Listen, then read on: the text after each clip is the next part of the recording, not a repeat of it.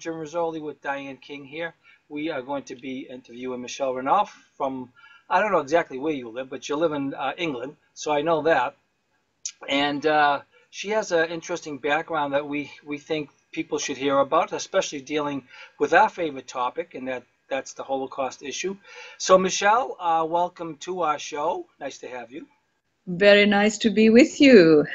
Well, we finally connected. You fellow colonial, you. 2 years overdue, but it's glad that we finally connected. Right. Well, we felt we've been wanting to interview you for a while because we feel that you're a very integral part of the movement here, and not many people know about you on this side of the fence, anyway. Yeah, what we really want to talk about too is the Luther thing. Yeah, love it. Oh, absolutely. Because I've got the, he's gone back to prison now, but before he did, he's got all these leaflets and things, and there is this Luther doll, this mobile Luther doll, and I'm very interested to investigate, because I need someone with German to do it, the court case where the Jews took this Playmobil company to court and forced them to take off the word Ende, E-N-D-E, das Ende, from the page. You see, it's a tiny little doll. I mean, it's 4 inches high or something. And so you can imagine the little book that it's holding is meant to be a sort of replica, child-looking replica of Luther holding a book. One side page is the Old Testament, the other side is the New Testament. On the New Testament, it says Das Ende. Oh, no, sorry. On the Old Testament, it says Das Ende. Oh. Berserk. The Das Ende is so small that you'd have to get a microscope out practically to look at it. But they went berserk because, as Wagner said, they're always very busy. And apparently, they caused this company to have to take the 2 little words Das Ende off, because and here we have the because, as I say, I've studied the psychology of religion with the Jesuits there, who actually threw me out of the thing because I tend to be thrown out a lot, actually. We know the feeling. Don't worry about it. Don't invite me to a party, because that'll what's happened. Because what happened is that when I was studying, the principal of Haythrop College, the University of London, took us MA students to the Reformed Synagogue in St. John's Wood, where I happen to be pretty near at this moment in London. And he announced to the Jewish congregation that the 2 covenants stand. Now, the 2 covenants, as you'll appreciate, there was the one with the Jews in the Old Testament. And then in the New Testament, there's another covenant with the rest of the children of the God. There's no more the T-shirt that the Jew can wear which says Jesus loves you but I'm his favorite. There's no more of that 2-tier arrangement. There's now a new covenant. And even Thomas Aquinas, who of course, somebody like Bishop Williamson, who is deeply opposed naturally to Luther and so on, could surely admit that even Thomas Aquinas said there is a surrender, an end of the New Testament covenant to surrenders to the New Testament. So Christians should be able to stand up and say that das endes, it does end, but they had to cower. Now, I would like to acquaint myself with as much as I can of that conflict there and the court case, so that I can try to publicize this lunacy that the Christianity cannot stand up for its own concepts. Because as that marvelous, there's another person I admire enormously, Michael Hoffman, of the Hoffman Wire. He's the one who pointed out that at the time when Cardinal Murphy O'Connor was the the cardinal in England, he says that the worst thing that happened at Auschwitz. But the Christians used to think it happened on Calvary, as Michael Hoffman pointed out. And of course, he's also pointed out, I came across some other papers here where I printed this out actually from one of his, it was in February 2011, where he's talking about how the word Holocaust has to be removed from Catholic Bibles. The New American Bible Revised Edition has to remove it because, to quote this Mary Elizabeth Speary, Associated Director of the New American Bible Utilization for the U.S. Conference of Catholic Bishops, she says that another change has to be made for contemporary readers, and that's the elimination of the word Holocaust in favor of burnt offerings. And this is because during the World War II, the word Holocaust has gradually come to specifically refer only to that period of history. So even the text of the Bible itself has to be altered so that the word Holocaust only applies to Holocaustianity. It's not being able to be used in the Bible itself. It's absolutely extraordinary. And this is the sort of thing that Michael Hoffman, in his Judaism Unmasked and many other things, I'm an enormous... and again, I met him through David Irving's Cincinnati conferences, where he was one of the key speakers. There's another man who's extremely perspicacious in spotting these swindles that are going on. So, there are a lot of people. I think, what I'd like to say is a concluding piece, actually, is for now, is to say that we have, because our predator has every means at his disposal to know all of us, and also to generate far more idea that we are so potent when in reality we're nowhere near as potent as we'd like to be. The fact is that he also knows how many there are of us, but we don't know how many we are. And right. I believe we are enormous. Yeah. I believe that we are infinitely bigger than it proved to me in a small way in Guadalajara a year or so ago, when Ernst and Ingrid, I met them up there, and many other people, and Ernst had never heard of this, the guest of honor at this conference, which was this Don Salvador Borrego. Right. Ernst, who is surely one of the top revisionists of all time, had never heard of this man. And this man, who was, by the way, 100 years of age and astonishing, and it was a really beautifully organized conference of about 300 people. They're all young people and all male and female. It was wonderful to see that. And extremely well informed. Here was Ernst saying he'd never heard of this man, and this man had written many books on revisionism, and here was a little pocket of people in Guadalajara who were extremely well informed, and a lot of them couldn't come because of holidays or something. So there were a much greater number of even that little small group. And I believe there are small pockets of this absolutely everywhere. I agree. And furthermore, this man who was 100, is now 102, he took the microphone. I thought, that when he gave his little opening address, he would then go home and go to bed at 100 years of age. No, he was up there in the evening. This was all done in a most beautiful setting. Perhaps I shouldn't say where it was done, but it was in a perfectly lovely rural setting, where in the evening they had in the paddock the horse riders, the rope men, the dancers, the singers, the all Mexican, wonderful Mexican entertainment, and he's sitting up there drinking tequila. What it is? Maybe that's what kept him so getting so old and living so long.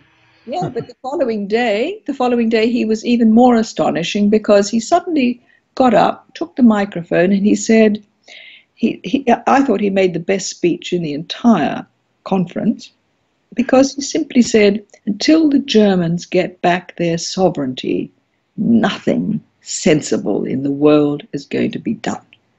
Oh, I thought can't disagree. Yeah. I thought that coming from a Mexican, Yeah.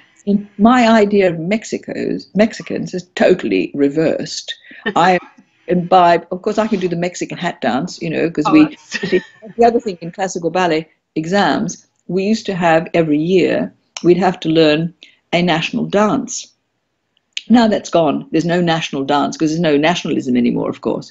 And one of the dances was the Mexican hat dance, where you go around, you dance around the big rim of the sombrero. Sombrero, yes. So, you know, here I've totally, and of course, these people did not want to in any way get into America. On the other hand, quite on the contrary, they want to be proud Mexicans, and rightly they should be, because they organized that conference in a way that even the Germans would take a step back. Beautifully organized. And what I'm saying is that we are not going to be able to recruit people to normal scientific attitude and the four classical inseparable virtues, which is our heritage and our right and our higher being, not just who can survive the longest on the planet, but whether the quality of our existence, until we show the public, like the UKIP did, like Nigel Farage, who's another person I admire enormously. He got 4 million English people to show the rest of the nation that they felt the same, that 4 million people felt like you did. And so the people got over their fear barrier and the inertia and then voted to get out of the EU. Now, this is what we need. We need a very big body of people, which I'm sure we have worldwide, to show the world that this sensible, rational way of thinking is to join normal people, and we are a majority, not the minority, because no one is going to join. That's why I went to Sacramento to resurrect that thing. I wasn't going to let it, I don't believe in letting any of our events get cancelled by our predator. It doesn't matter where we hold it afterwards. We must have the last word on it, because we're not going to show people that the people don't want to join something that's defeated. And I believe that we are, so our job really is to try and find the people worldwide that think rationally and oppose the guidelines for teaching about the Holocaust. Because I think most people would, and they're not going to join anything that looks freaky, Hollywood neo-Nazi. I mean, I went to Berlin, the Spandau demonstration for Rudolf Hess, and by the way, Manfred Roeder was the lawyer for Rudolf Hess. There's connections to this and the Reichstag. I went there and I saw the best demonstration I have ever seen, and the Charlottesville people could certainly learn from this. As one very smart person has said, they should all have been carrying American flags. All right. That's a good point, Michelle. I was going to mention that because it seems to me that Charlottesville thing was hijacked by Jews by bringing in those Nazi flags. Yes. Well, we know that that's what happened. I mean, David Duke always said, you know, somebody came up to him once. They had a band around their you know, the swastika around their arm, and then they photographed him shaking hands with them and all these little tricks. This is advertising skill. That's right. This is cheap. There's nothing genius about this. There's no genius in the Jew. There is no genius. There's just advertising skill.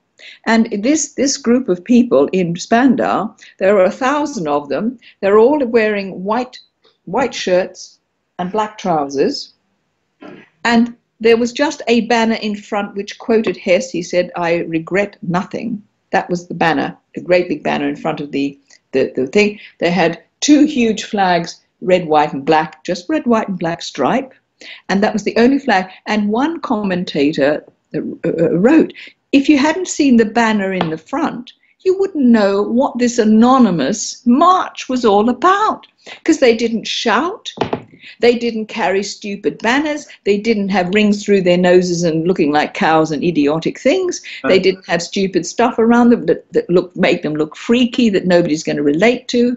They just looked respectful of what they were trying to say, which was that Hess was murdered by the British, and now we know about it. And the march was just as handsome and as effective as you could imagine. They were silent. It's wonderful. Right. And that's what we need here. And that's what's needed. We need a better understanding of how advertising works. Right. Right. That's good. Yeah, and the Jews have taken it all over, believe me. And they get their way in every single thing that happens, any protest, whatever. They're always in there getting their slant to it to make the people look bad. Corrupting it.